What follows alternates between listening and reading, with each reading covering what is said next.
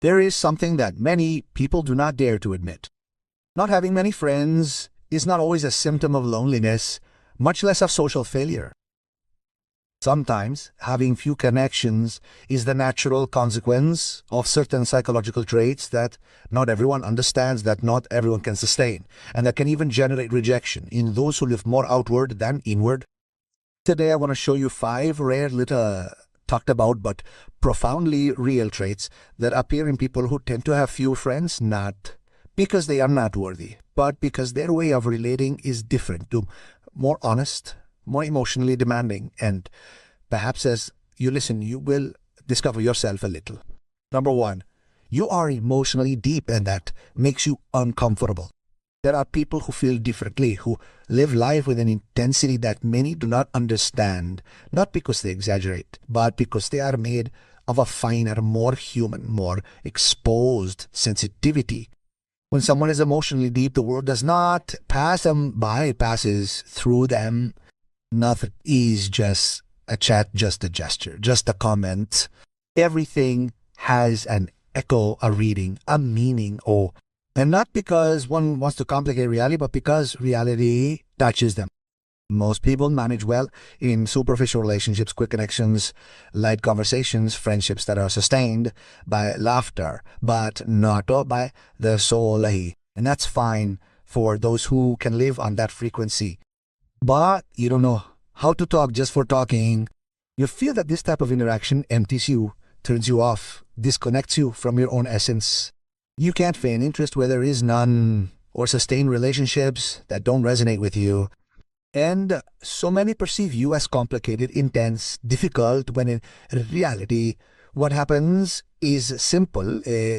You want depth where others can only offer superficiality.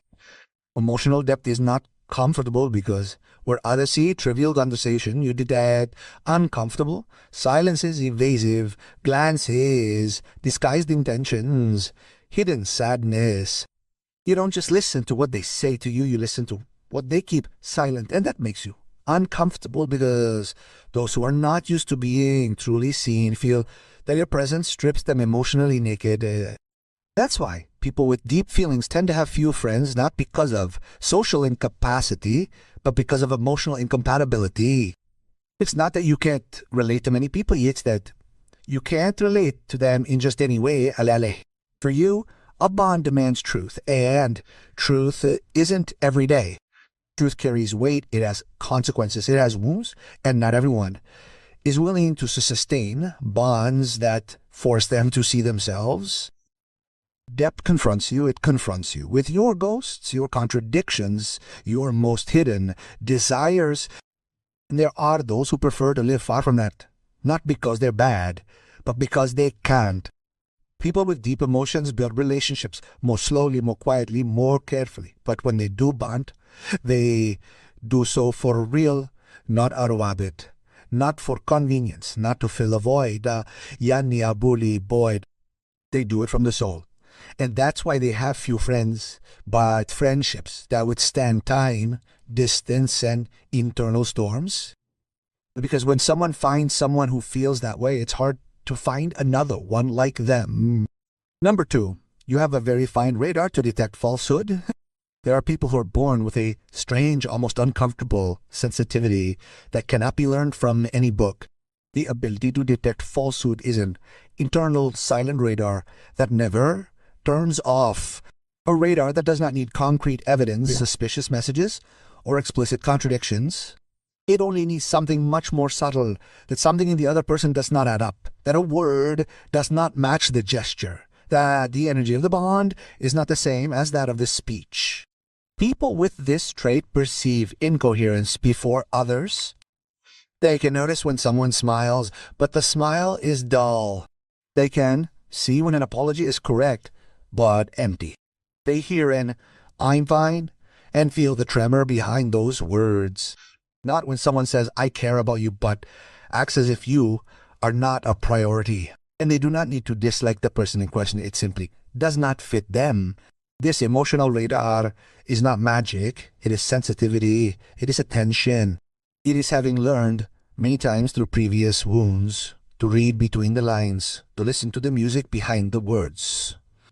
The problem and the gift is that this ability doesn't always make life easier, because when you perceive falsehood, you live with an uncomfortable reality. Most people aren't completely honest, not because they're bad, but because they're afraid. Afraid of showing vulnerability, afraid of being rejected, afraid of being seen as they are.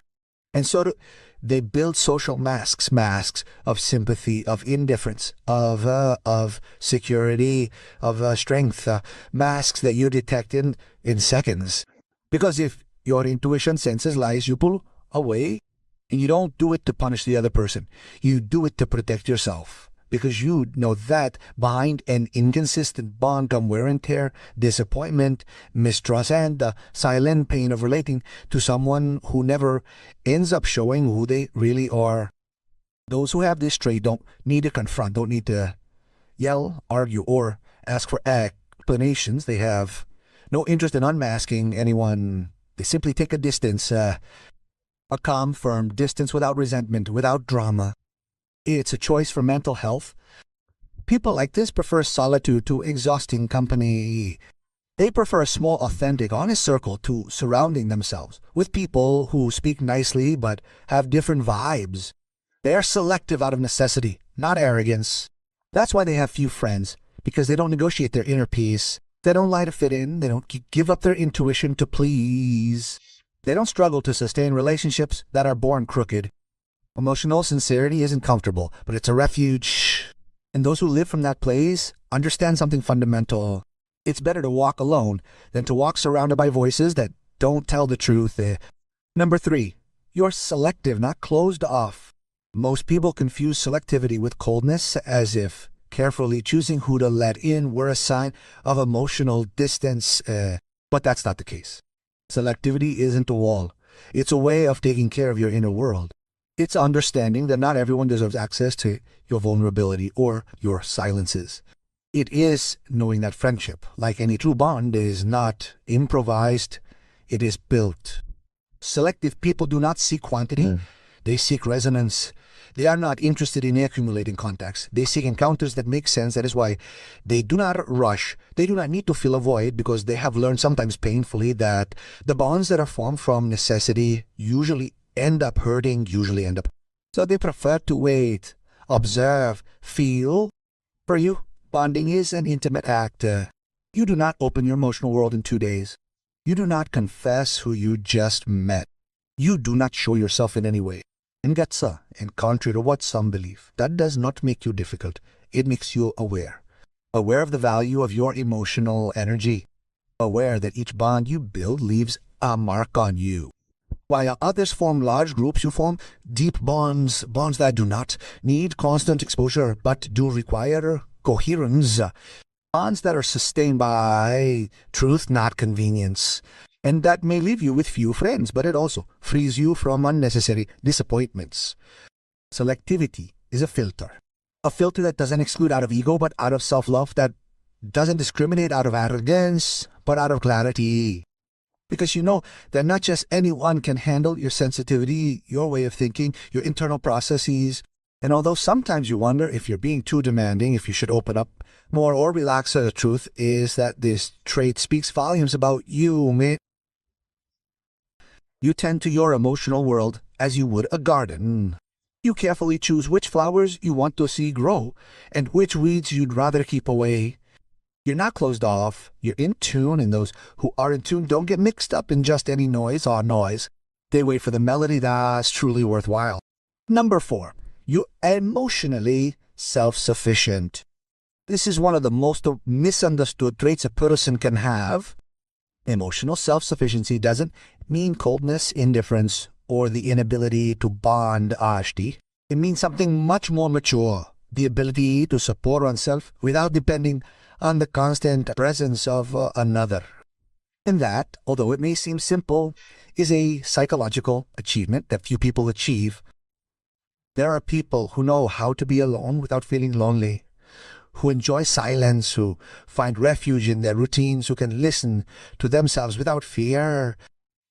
People who do not need external approval to validate their existence because they have learned throughout life, sometimes with deep wounds, that the only real approval comes from their own judgment and their own heart toward nalikal. This autonomy tends to be intimidating, not because it is aggressive, but because it confronts. Being close to someone who does not constantly demand attention, who does not demand constant presence or get desperate if they do not seek it, can awaken insecurities in those who have not developed the same internal strength. Emotional independence in silence shows the other person their shortcomings, their fears, their emotional dependencies, and not everyone is prepared to see themselves in that way. Self-sufficient people do not seek to fill voids through friendships, do not use bonds as lifelines or people as a patch. And for that very reason, their relationships tend to be purer, because they only stay with those they truly love, not with those they need. They allow their circle to be small but honest. They are someone who gives space but also demands it, who can accompany without invading and withdraw without disappearing, who knows how to be present without overwhelming and absent without abandoning. This balanced way of relating can be disconcerting for those who confuse intensity with dependency, but for those who understand the value of emotional space, being close to someone like that is a relief. Only those who are capable of respecting their inner world without feeling threatened remain by their side. Those who do not interpret their distance as rejection or their silence as coldness. Those who understand that autonomy is not disinterest, but maturity. Hence they're scarce. Only a few can accompany without owning, love without controlling, share without invading someone's space. Emotional self-reliance doesn't isolate you, it brings you closer to relationships that matter. You become selective without being hermetic, strong without ceasing to be human. And in a world where many desperately seek to not be alone, you learned something more valuable: being with yourself without running away. Number 5. You do not tolerate the hypocrisy of social bonds out of obligation. There are people who can move naturally in that ambiguous terrain where society invites us to remain. Meetings they do not want to attend, conversations they do not feel, bonds that are maintained only by habit or convenience.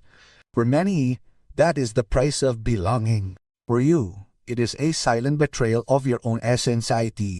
Your soul cannot stand falsehoods. Not because you are demanding, but because you are sensitive. And that sensitivity prevents you from inhabiting spaces where the truth does not circulate. You are uncomfortable with fake smiles, diplomatic greetings, groups where everyone claims to be friends but no one truly listens to each other. You are weighed down by the theatricality of certain bonds that are kept alive only to avoid conflict or to meet other people's expectations. Your way of being does not allow you to act out of obligation.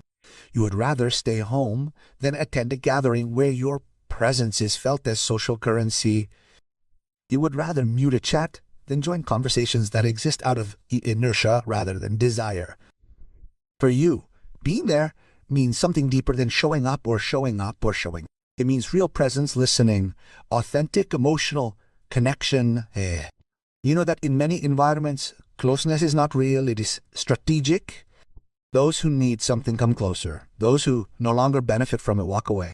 And you, who perceive these subtleties, cannot tolerate the hypocrisy of these relationships. It doesn't come naturally to you. Your inner honesty is too strong to sustain a relationship just to look good.